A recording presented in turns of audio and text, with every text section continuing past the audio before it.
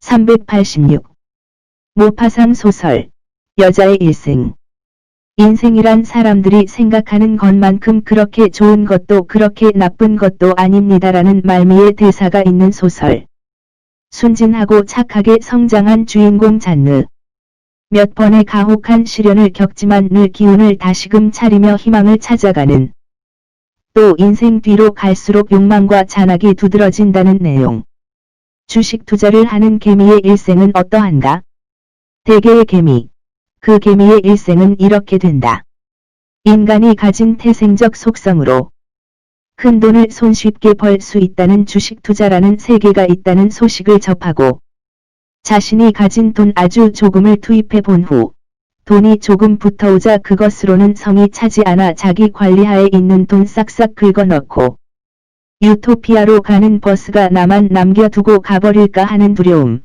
포모 때문에 주가가 급등하는 종목에 편승할 생각으로 그곳에 보다 많은 거금을 투입하고 급등락하는 종목의 불나방처럼 찾아들고 그리고 레버리지 효과, 지렛대 효과가 주는 마법에 홀려 끌어들 수 있는 최대한의 한도까지 빚을 끌어들여 투입하고 최대한의 수익을 올리기 위하여 누구나 이 광란의 파티가 끝나기 직전까지만 파티장에 있겠다는 다짐으로 늘 주도 면밀하게 사방을 살피며 조심조심하지만 노련한 군들은 가둬둔 개미가 최고 수준의 향락에 젖어 보다 큰 레버리지를 도모하고 있을 때 대량의 매물을 투하 파티장을 파국으로 몰아가버리고 대개의 개미들은 기나긴 형극의 길로 된 여생을 걷게 되는 것이다.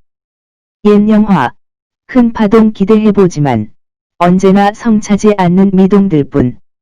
인간의 굴레.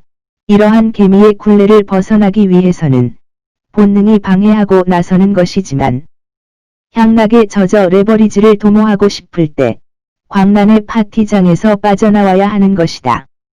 멜빌의 소설 모비딕에 나오는 민초, 원주민 모두가 희망에 가득 차 있을 때 관을 준비한 퀵회그처럼 말이다.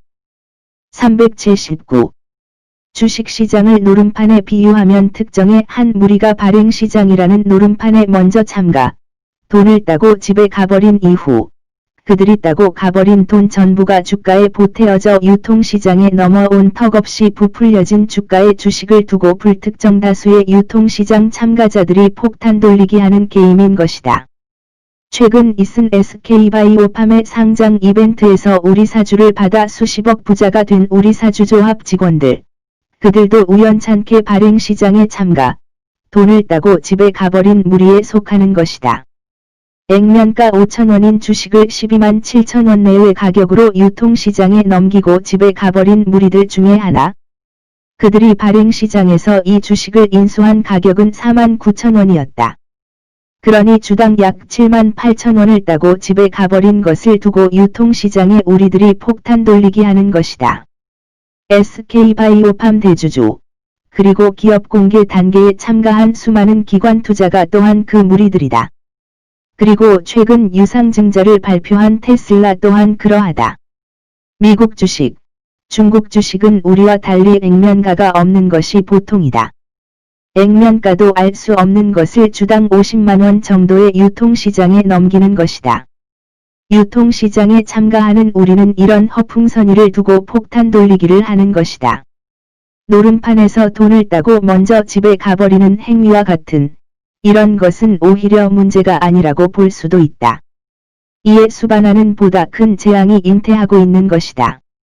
주식시장 호황의 틈을 이용 발행시장에서 한 무리가 돈을 따고 집에 가버린 가격이 크게 부풀려진 주식들이 지금 현재 기업 공개, 유상증자의 형태로 유통시장에 마구마구 뿌려지고 있는 것이다.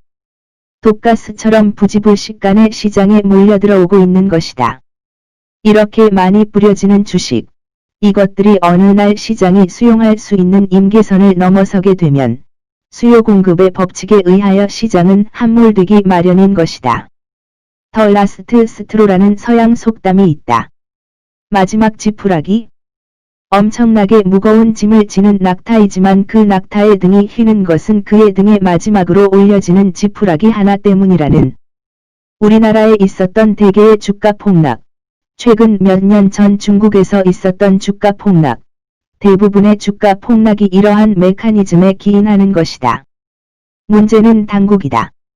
당국은 기업자금 조달이라는 명분으로 이를 권장한다는 것이다.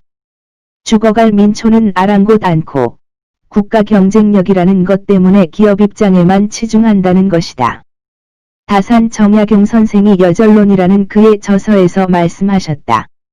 우둔한 백성을 깨우쳐 같이 가려하지 말고 성공한 뒤 같이 기뻐하라고. 그러나 지금의 백성은 옛날 백성이 아니다. 앞선 노름판에서 한 무리가 돈을 따고 집에 가버린 그런 노름판. 나는 전머 시기에 서술이 펄했던 1981년 공군 소위로 어느 전투비행단 단장 전속부관이었다. 어느 날 장군을 수행하여 도지사, 검사장, 육군사단장, 군단장 등 집권 세력들이 그들 간의 결속을 다지기 위하여 개최한 골프 모임에 간 적이 있다.